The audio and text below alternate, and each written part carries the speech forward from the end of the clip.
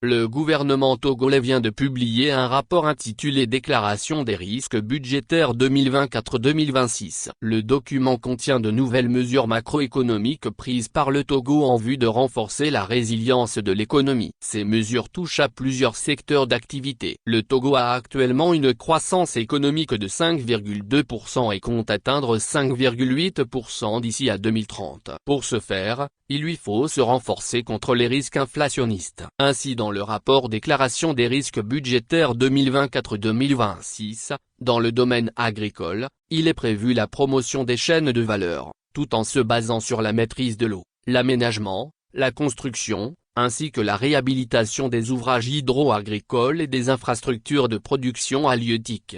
Moins publicité, moins. Il sera aussi question d'une gestion efficace et durable des bassins hydriques transfrontaliers. Selon le rapport, le développement de l'agriculture dépend en outre de ces bassins. La gestion durable des bassins hydriques transfrontaliers permettra d'assurer la disponibilité des ressources en eau pour le développement agricole, explique le rapport qui précise qu'une attention particulière doit être accordée à l'accroissement de la transformation des produits locaux et les exportations. En ce qui concerne le rendement agricole, une éventuelle baisse n'est pas écartée. Face aux efforts du gouvernement d'approvisionner les agriculteurs en intrants agricoles, le principal défi du secteur reste les aléas climatiques.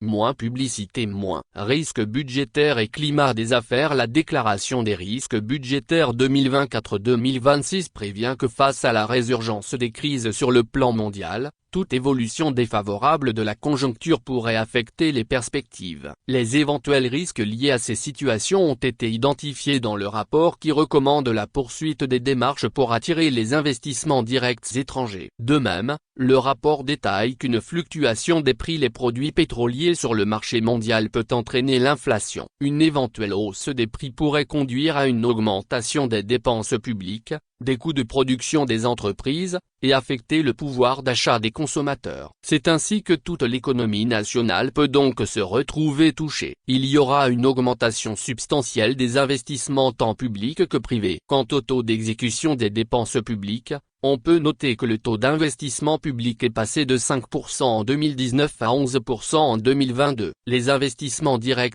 étrangers pourraient aussi augmenter de près de 135% à l'horizon 2035 grâce à l'ASLECAF, alerte la déclaration des risques budgétaires 2024-2026.